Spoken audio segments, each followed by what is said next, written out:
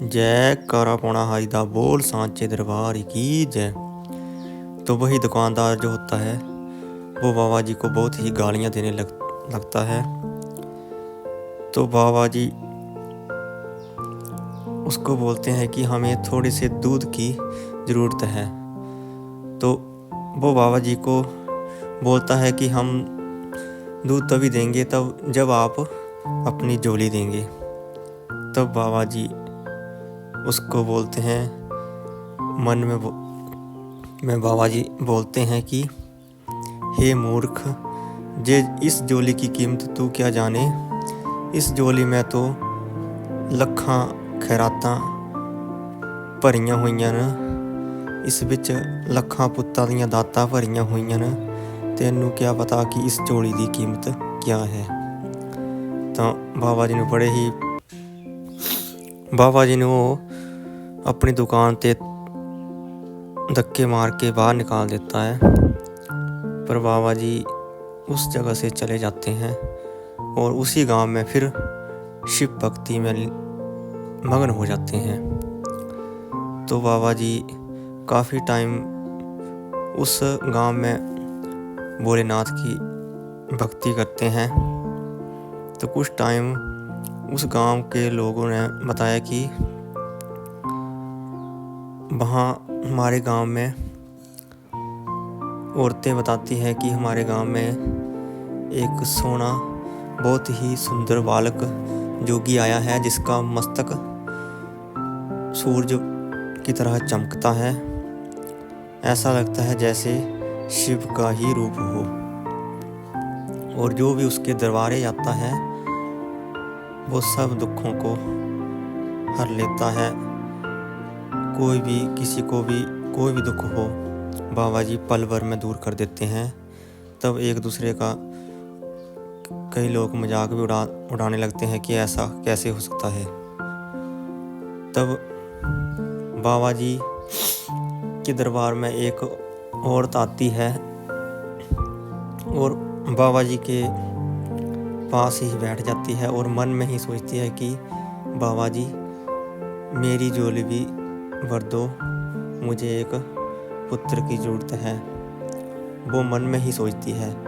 पर बाबा जी अंतर्यामी है, बाबा जी सब जान लेते हैं और बाबा जी उसको आशीर्वाद भी दे देते हैं कि तथास्तु, आपकी मनोकामना ये ज़रूर पूरी होगी।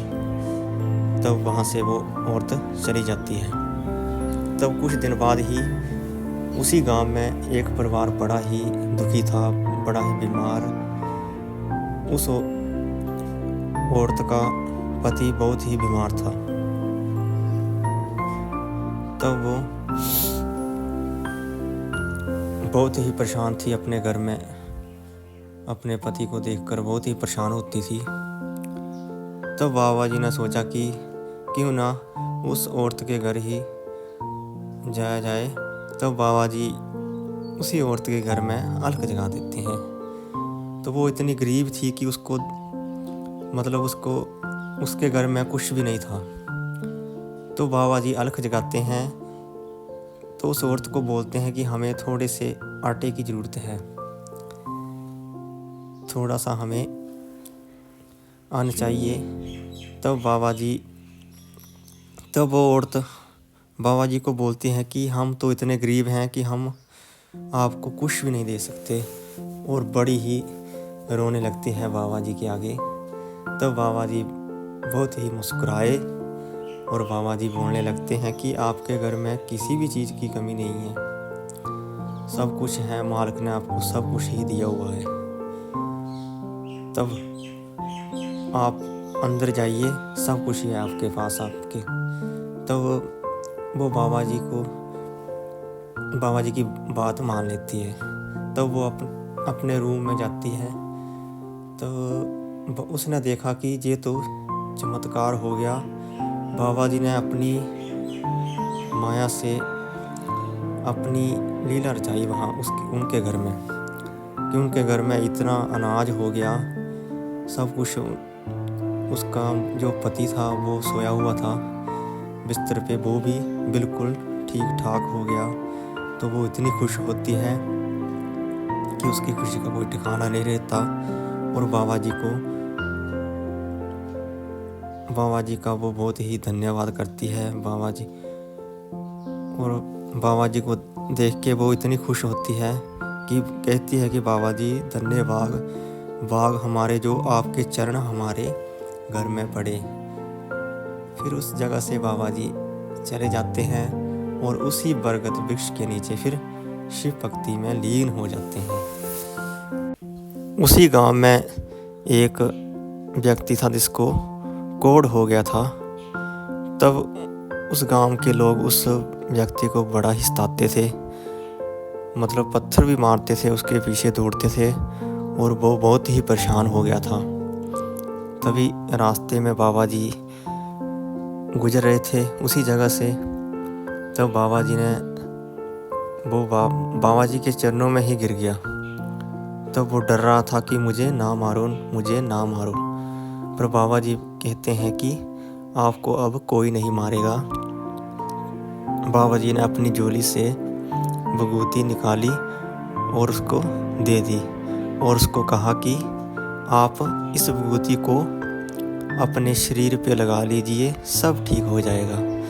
तब वो उसी विभूति को अपने शरीर में लगाते हैं तो वो बिल्कुल ठीक हो जाते हैं और बाबा जी का बहुत ही बाबा जी को धन्यवाद करते हैं और बाबा जी के चरणों में गिर पड़ते हैं। तब बाबा जी वो जिसको कोढ़ था वो बिल्कुल ठीक हो जाता है और अपने गांव में वो चला जाता है और सभी को बताता है कि मैं जोगी ने मुझे ठीक कर दिया।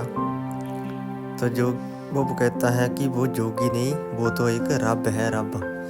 तो बड़ा ही प्रसन्न होता है। कुछ टाइम बाद एक वक्त उसी गांव में और परेशान होता है। वो अपनी गाय को रोज ही अपनी गाय की बड़ी ही सेवा करता था।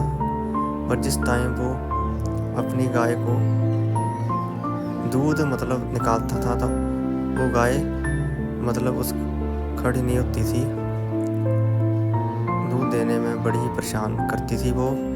तो उसी जगह पे उनके घर पे बाबा जी ने अलख लगा दी। तो बाबा जी उस भक्त को कहते हैं कि भक्त जी आप इतने उदास क्यों हैं। तो वही भक्त बाबा जी को कहता है कि बाबा जी मैं क्या करूं, इतनी सेवा के बावजूद भी मेरी ये गाय दूध नहीं देती।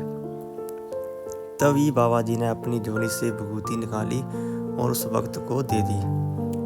बाबा जी कहते हैं कि आप इसको कच्ची लस्सी में मिला के छिड़का देना, सब ठीक हो जाएगा। तभी वो ऐसा ही करता है तो सब ठीक हो जाता है। तो वो बाबा जी का बड़ा ही धन्यवाद करता है। बाबा जी की लीला बड़ी ही अपरंपार है। मेरे पौणाहारी जी अपार शक्ति के मालिक हैं, वो किसी को खाली नहीं मोड़ते। फिर उस टाइम उसी गांव में वही व्यक्ति जिसने बाबा जी को धक्के निकाल के बाहर निकाला था, उसी व्यक्ति का जो एक बच्चा था उसको एक सर्प ने डस लिया। तो वो बड़ा ही उसकी जो माँ, उस बच्चे की माँ थी, वो बड़ी ही परेशान हो गई कि अब क्या किया जाए। उस बच्चे की मृत्यु हो जाती है उस सांप के डसने से। और सारे गांव वाले उनके घर में जाते हैं कि ये क्या हो गया। और उसी टाइम उसको पता चला कि उनकी दुकान में आग लग गई है। तो वो और भी ज़्यादा परेशान हो गए और उसको अपनी गलती का एहसास हुआ कि मैंने एक छोटे से जोगी का अपमान किया था, हमें वही सज़ा मिल रही है। तो सभी गांव वाले बाबा जी के दरबार में जाते हैं। तो सभी गांव वाले उस बच्चे को उठा के बाबा जी के दरबार में जाते हैं और बाबा जी से बेनती करते हैं कि बाबा जी हमारी सारियां गलतियां माफ़ करो, हमने आपको पता नहीं कितना बुरा कुछ बोल दिया बाबा जी। तभी बाबा जी शिव भक्ति में लीन थे। तो बाबा जी कहते हैं, तभी वो व्यक्ति बाबा जी से बड़ी ही बेनती करता है कि बाबा जी मैंने आपको बहुत ही बुरा बोला, आपको मैंने ज़िंदगी में बहुत ही पाप किए हैं बाबा जी, हमें अपने चरणों में लगा लो। तो वो बाबा जी से बहुत ही प्रार्थना करता है। बाबा जी आंखें खोलते हैं और उन गांव वालों को कहते हैं कि कोई बात नहीं, आप भगवान का ध्यान करो।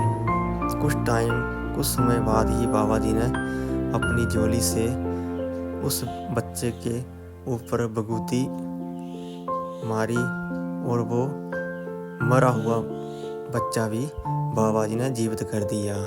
बोल सांचे दरबार की जय, जयकारा पौना हारी जी दा, बोल सांचे दरबार की जय, जयकारा भुल्लियां दी भुल बख्शाउण वाले दा, बोल सांचे दरबार की जय।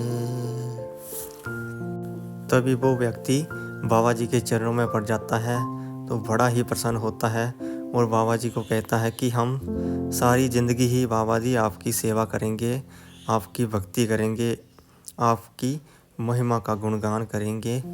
बाबा जी आप तो बड़े ही महान हो, सबकी भूलों को माफ़ करने वाले हैं, आपकी लीला, आपकी महिमा बड़ी ही अपरंपार है।